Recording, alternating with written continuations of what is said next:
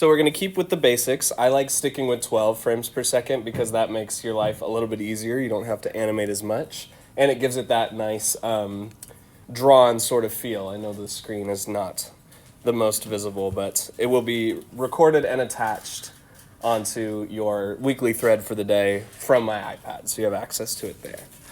Okay, so thinking back to yesterday, our two major requirements are to have a simple character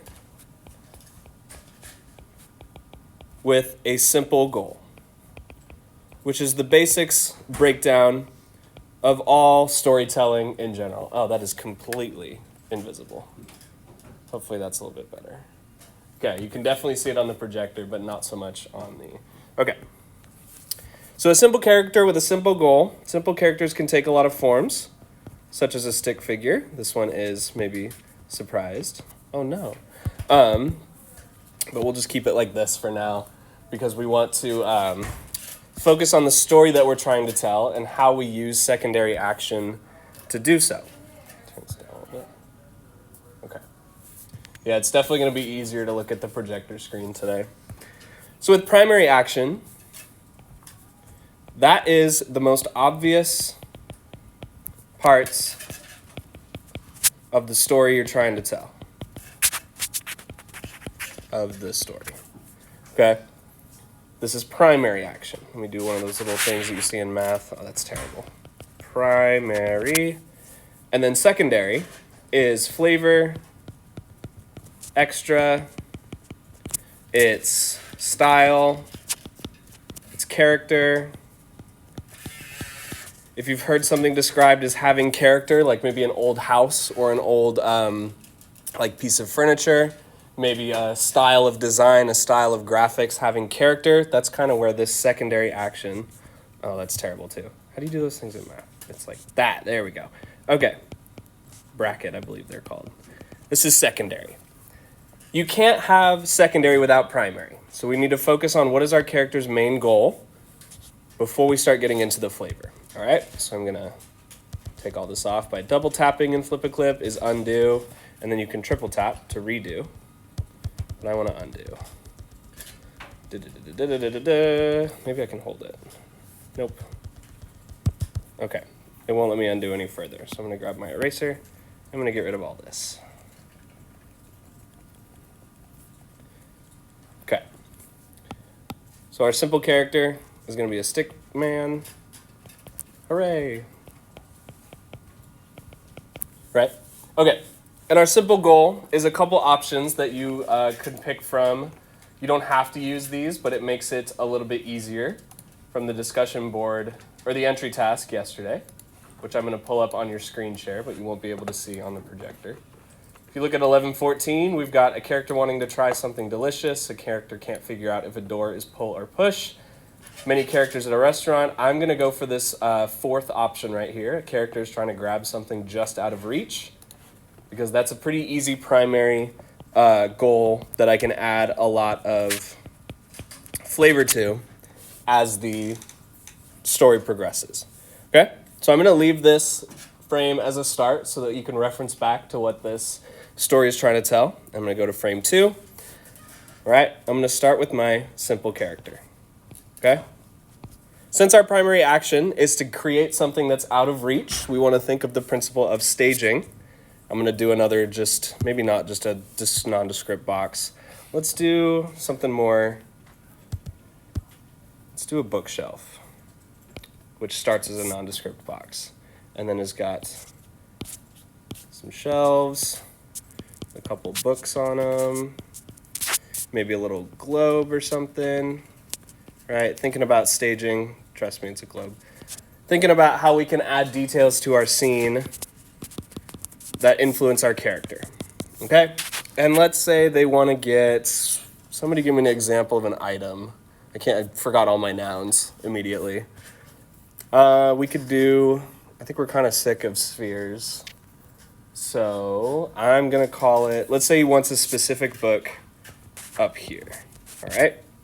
And then I'm going to add a little sparkle by going to my paintbrush, by tapping on the paintbrush, and then tapping on this little color icon. I'm going to move my outer circle towards a gold and then my inner circle towards that same sort of yellow.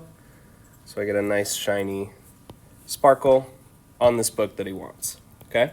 This is staging in practice because this is indicating to my audience that this is the item that my character is reaching for or wanting to get. Setting the stage for their priorities in the scene. All right? Flip a clip again, we'll take the lasso and we want to keep this piece right here. Select that and then copy it and paste it so we don't have to draw it every single time. Go to the next frame and paste. I'm going to start thinking about how can I move my character towards this secondary action. I'm actually going to go back to this first frame, take my lasso and put this dude on the ground. So that would make a little bit more sense for what we're trying to do here. Bless you. Why are you not letting me select what I need to? Set this back to black.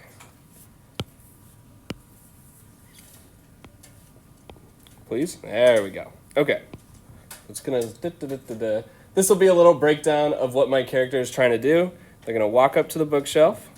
As you can see, they clearly can't reach it. So there's a lot of options to do the primary goal. I could climb the bookshelf and then grab it and then jump down.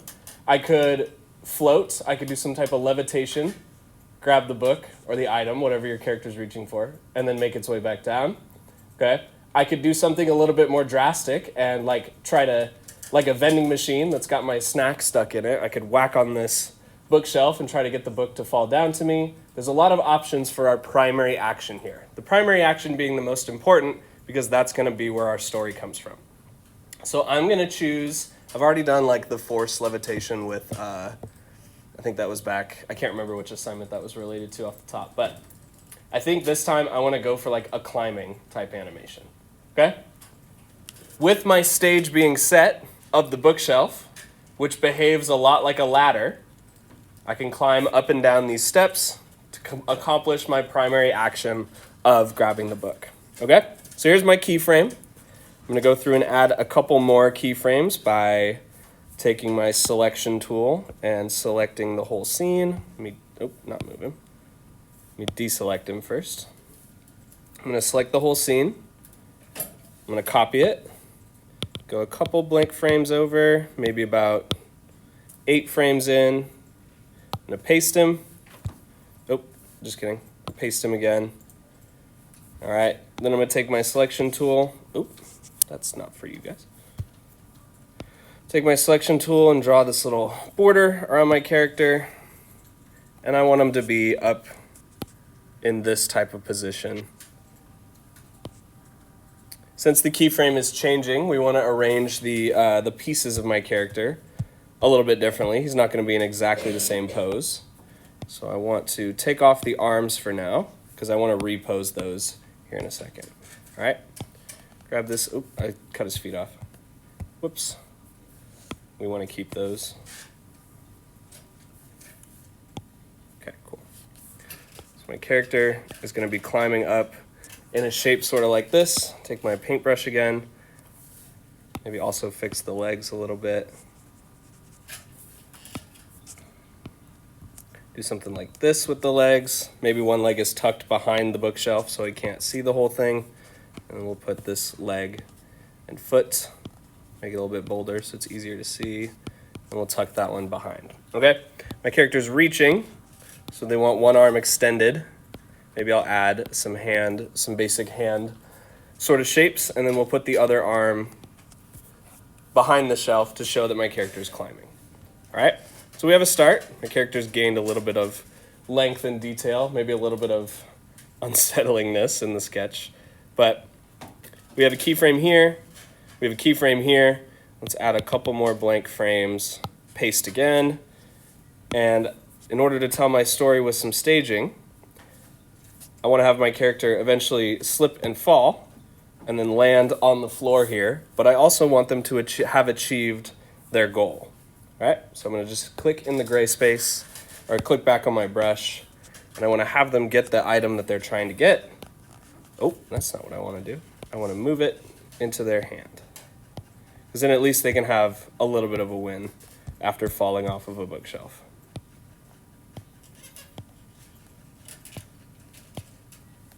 All right. So we've got some important keyframes here. Now we'll go through and do some of the primary animating.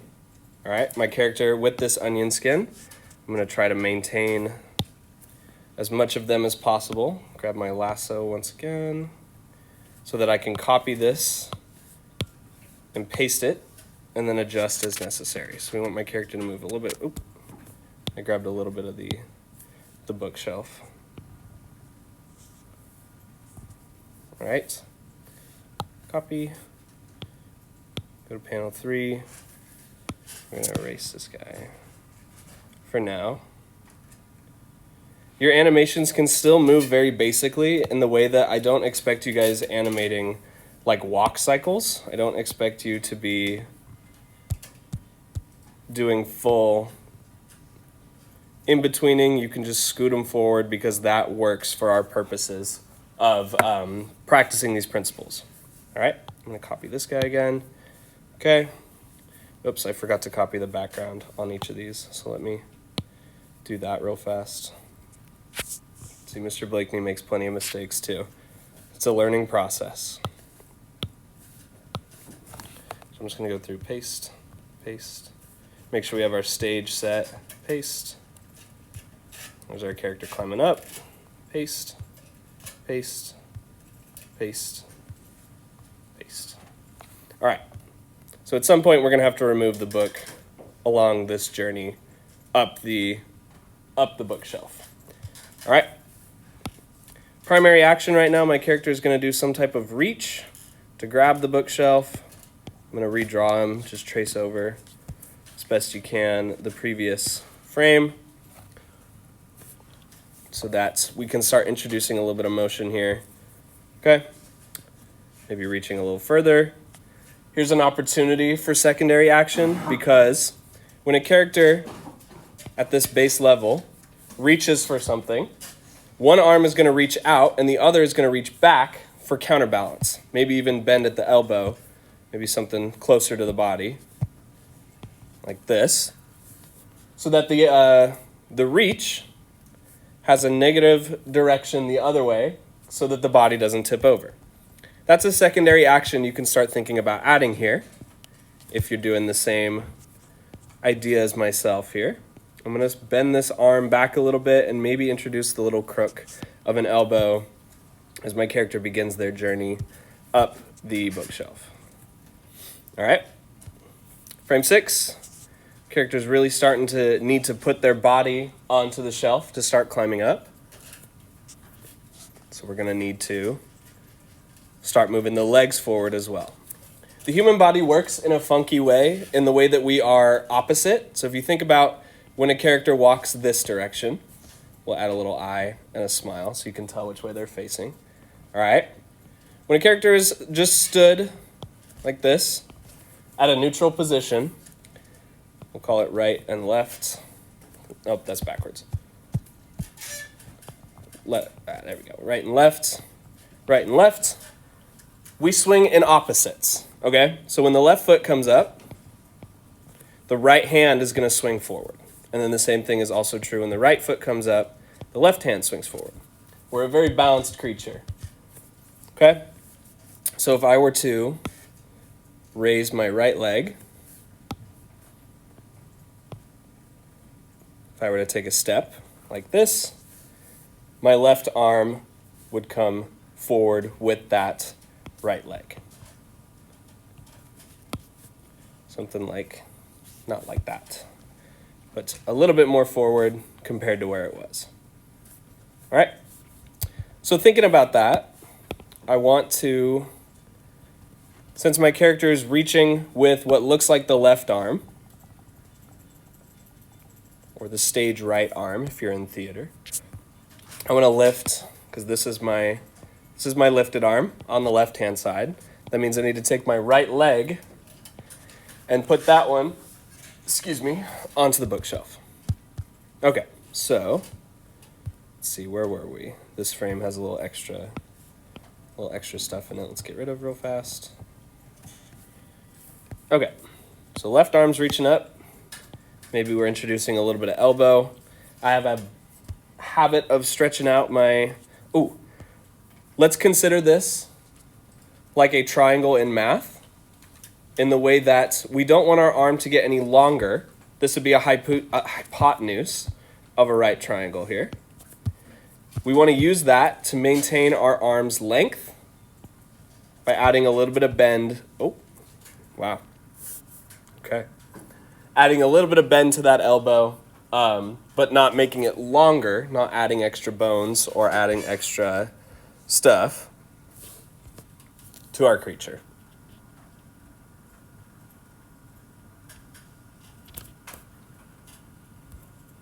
Okay. So the black on black is getting a little tough to see, so I'm going to make his arm a little bit grayer for emphasis here. Okay. Wow, that's even worse. All right, let's make it a more saturated color, such as a, maybe not maroon, but give me a saturated red.